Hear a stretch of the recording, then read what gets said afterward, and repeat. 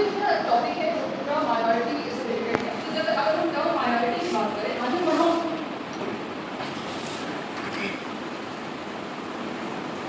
अगर हम term minority की बात करें तो माइनॉरिटी टर्म कभी भी कॉन्स्टिट्यूशन में नहीं आया है, उसको क्लियरली डिफाइन नहीं किया गया है। मतलब उसमें बात की गई माइनॉरिटी की, but as a term clearly define नहीं किया गया है। पर कॉन्स्टिट्यूशन ने केंद्र सरकार को यह अधिकार दिया है कि आप अपने हिसाब से चूज कर सकते हैं कि आप किसको आइडेंटिफाई करते हैं कि आप उसको माइनॉरिटी ग्रुप करते हैं।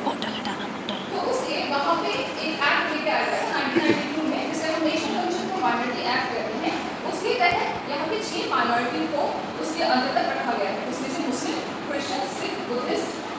पारसी और जैन को लास्ट में ऐड किया गया था। इसमें अगर हम बात करें कि आखिर मैं क्यों इस पर स्टडी करना चाह रही हूँ माइनॉरिटी इवेंट पे, तो हम देखेंगे कि जब सेंसस हुआ था, अगर हम उसकी आंकड़ों की बात करें या फिर लिटरेसी रेट की बात करें, तो जब 2001 में इसका जनगणना हुई थी, सेंसस आया था, तो उसके हिसाब से हम देख सकते हैं कि इसमें जो लिटरेसी रेट है माइनॉरिटी के पास बहुत कम है। दूसरी बात कि जब हम 2011 में, अभी 25 साल हो चुके हैं, ये क्वेश्चन आता है कि 25 साल पुराना हमने डेटा क्यों लिया, तो 2011 में भी जो जनगणना हुई है वो रिलीजन बेसिस पे माइनॉरिटी का पर्टिकुलरली कभी भी डेटा मुझे नहीं मिला है। अगर अदर बहुत सारे जो सर्वे होते हैं सरकार के, उसमें डेटा दिया गया है, पर वो एक ओवरऑल डेटा दिया गया है कि मुस्लिम का इतना है, क्रिश्चियन का इतना है, बट मतलब नेशन वाइज दिया हुआ है, स्टेट वाइज दिया हुआ है, बट पर्टिकुलरली कहीं भी उस तरीके से हमें नहीं मिला है। और क्या हम एक बात ये भी देख सकते हैं कि अगर हम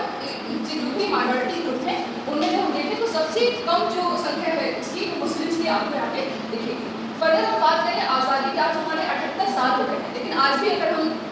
वुमेन की स्थिति देखें तो समाज में रही हर वुमेन कहीं ना कहीं स्ट्रगल करती ही है। लेकिन अगर हम बात, क्योंकि मेरा टॉपिक माइनॉरिटी वुमेन पे है, तो माइनॉरिटी वुमेन कहीं ना कहीं दोहरा एक कह सकते हैं,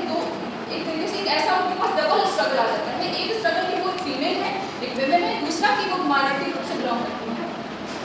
फर्दर अगर हम बात करते हैं कि सिग्निफिकेंस क्या है मेरे स्टडी की, तो ये हम कह सकते हैं जो अनहर्ड वॉइसेस हैं, जिन्होंने भी इस, एक तो वो ऑलरेडी माइनॉरिटी ग्रुप से थी और इतने स्ट्रगल होने के बावजूद, क्योंकि मेरा स्टडी का फोकस इकोनॉमिकली इंडिपेंडेंस वुमेन पे है, इंडिपेंडेंट वुमेन पे है, तो उन्होंने जो स्ट्रगल किया, उनकी जो वॉइसेस हैं उनको हम समझ सकते हैं, ताकि जो आने वाली उससे रिलेटेड माइनॉरिटी वुमेन है उन्हें वो स्ट्रगल कम करना पड़े और वो अपनी स्ट्रेटजी बेहतर बना सकें। फर्दर ये हम कह सकते हैं कि ये इससे रिसर्च जो आउटकम्स आएंगे, कहीं ना कहीं NGOs वगैरह में जो काम करते हैं या फिर जो पॉलिसी मेकिंग होती है, उनके अपडेशन के लिए या फिर उनको और बेहतर करने के लिए यहाँ उसका जो आउटकम आएगा वहाँ उसका यूटिलिटी किया जा सकता है। अगर हम नेशनल ऑफ स्टडी की बात करें तो यहाँ पे बहुत सारी मुझे ऐसे कॉमन चीज़ें लिटरेचर रिव्यू में, मैंने जब 30 लिटरेचर रिव्यू किया उस दौरान मुझे बहुत सारी ऐसी लिटरेचर मिली जिसमें कॉमन चीज़ें बात की गई थी इसके रिगार्डिंग कि उनकी स्ट्रगल, उनका क्या क्यों इंपॉर्टेंट है, क्रूशियल इतना क्यों है उनके ऊपर काम करना, उनके स्ट्रगल को दिखाना। फर्दर अगर हम बात करें कि आखिर क्या मुझे नॉलेज गैप इसमें मिला, तो मैं ये कहूँगी कि कहीं ना कहीं जो स्टडीज़ की गई थी वो ऐसे हम कह सकते हैं कि हाँ सिर्फ पर्टिकुलरली मुस्लिम्स में की गई है, बट कहीं पे भी मुझे ऐसा नहीं मिला जहाँ पे कंबाइनली जो अदर तीनों माइनॉरिटी ग्रुप है मैंने लिया है। मेरा मेनली जो 6 माइनॉरिटी ग्रुप है उसमें से मैंने 3 को चूज़ किया है जिनका सबसे कम लिटरेसी रेट रहा है वुमेन्स का, जैसे कि मुस्लिम्स का, सिख का एंड बुद्धिस्ट का। इसमें जब 2001 के सेंसस के हिसाब से देखेंगे तो उनका जो आंकड़ा है सबसे कम है, इस वजह से मैंने इसको ही अपना टारगेट यानी चुना है।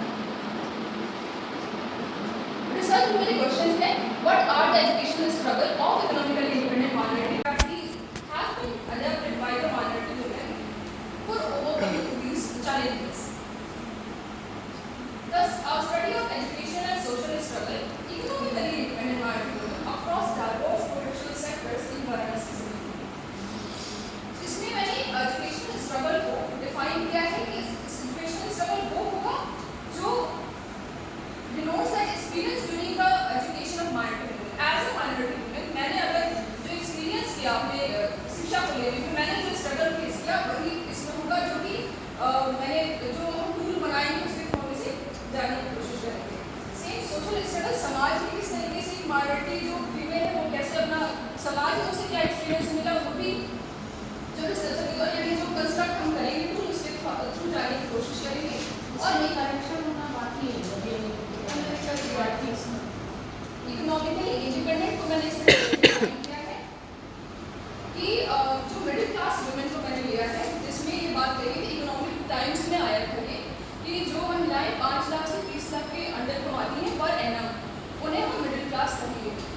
मैंने मिडिल क्लास को ही लिया है, मेरे जो सैम्पल होगा सारी महिलाएं इसके अंडर में ही अर्निंग करेंगी। माइनॉरिटी में जैसे कि हमने पहली बात की कि national commission of minority act 1992 के तहत सरकार ने यानी केंद्र सरकार ने जिनको भी इसके अंडर में रखा है वही माइनॉरिटी आती हैं, और उसी में से जिनकी सबसे कम लिटरेसी रेट है मैंने उन्हें चूज किया है। डाइवर्स प्रोफेशनल सेक्टर्स को मैंने इस तरीके से डिवाइड किया कि इसमें गवर्नमेंट एंड प्राइवेट दोनों तरीके की महिलाएं रहेंगी। जो प्रोफेशनल्स होंगे जैसे कि टीचर्स, इंजीनियर्स, काउंसलर, और इस रिसर्च के तहत मेरा ये ऑब्जेक्टिव रहेगा कि उनका मैं एजुकेशनल स्ट्रगल फाइंड आउट कर पाऊँ,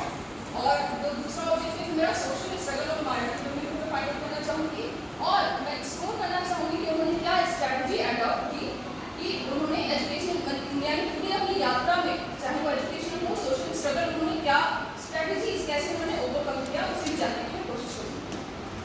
जो हमारा चौथा ऑब्जेक्टिव है वो है to identify and recommend measures that minority women can adapt to the future based on the analysis of the experience related to social educational struggle of economically independent minority women of the urban system.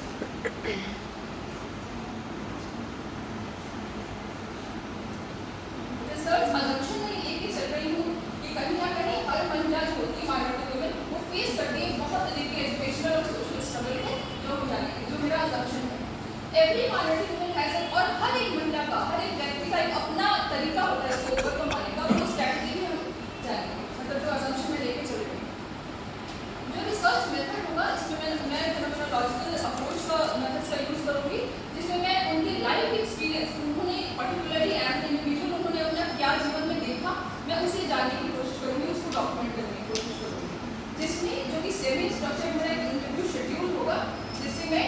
उसके जो answers है वो जानने की कोशिश करूँगी ताकि मैं इनडेप्थ नॉलेज ले सकूँ। जो पॉपुलेशन होगा वो मेरा इकोनॉमिकली इंडिपेंडेंट माइनॉरिटी वुमेन होगी वाराणसी सिटी की, जो मेरा पॉपुलेशन है, और जो सैम्पलिंग होगा वो होगा हमारा सोबल सैम्पलिंग के तहत हम इसे चुनेंगे, और सैम्पलिंग इसमें मैं इक्वल जो है पार्टिसिपेंट्स को लूँगी ताकि,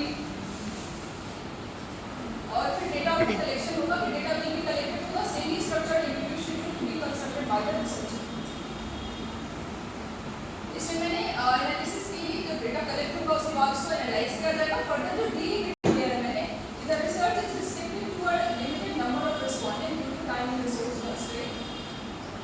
विदाउट रेफरेंसेस।